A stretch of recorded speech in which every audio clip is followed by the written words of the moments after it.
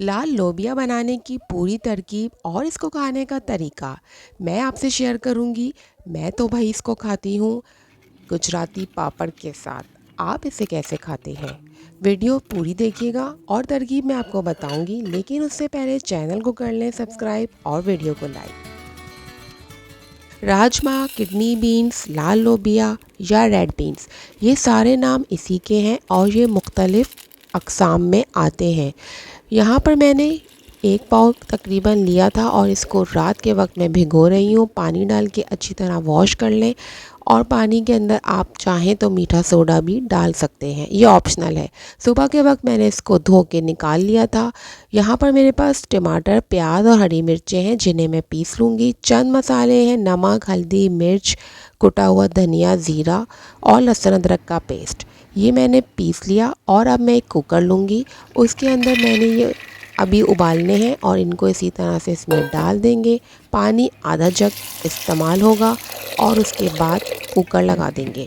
मैं इसमें एक मुख्तलिफ़ तरीके से बना रही हूँ और वो डिफरेंट तरीका ये है कि लोग नमक डालकर इसे उबालते हैं, लेकिन मैं इसके अंदर ये सारे मसाले डालकर और पिसी हुई प्याज, टमाटर भी इसमें ऐड करके इसी के साथ कुकर लगा दूंगी और इसी के साथ बॉईल करेंगे। सीटी बजने के 5 मिनट बाद ही मैंने इसको निकाल लिया और अब भाप ज़रा सी कम हो जाए तो मैं इसको चेक करूंगी कि ये कितनी गल चुका है।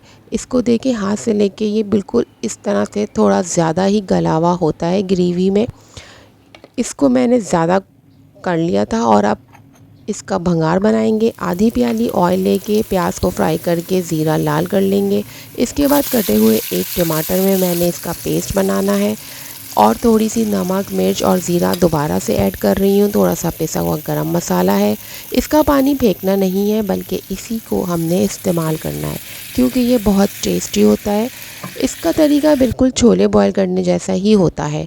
यहाँ पर मेरा ये भंगार का पेस्ट रेडी हो गया। मैंने इसके अंदर भीगी हुई इमली डालनी है जिससे इसका टेस्ट बहुत अच्छा आता है। नीम गर्म पानी में इमली मैंने पहले से भिगो दी थी और अब मैं सारा भंगार इसके अंदर शिफ्ट कर दूंगी। इस तरह से बनाने से इसका टेस्ट बहुत मज़े का होता है। ग्रेवी आप अपने हिसाब से रख सकते हैं। इसका सालन भी बनता है और ये भुना हुआ भी बनता है। मैंने पतला इसलिए रखा है क्योंकि मैं यहाँ पर चावलों के साथ खाने वाली हूँ और इसके फ़ायदे इतने ज़्यादा हैं कि इसको आपने हफ्ते में अगर 2 बार लें तो ये ब्लड प्रेशर और कोलेस्ट्रॉल को बहुत कंट्रोल करता है। गोश्त जैसी ग़िज़ाइयत रखने वाले ये रेड बीन्स बहुत मज़े के होते हैं और इसकी अफादियत जान के आप इसे खाने पर ज़रूर मजबूर हो जाएंगे। तो यहाँ पर ये रेडी हो गए। इसको खाने के बहुत तरीके हैं। ये वज़न कम करने के इस्तेमाल में भी आता है और इसकी चना पापड़ी चाट भी बनती है और सैलेड भी।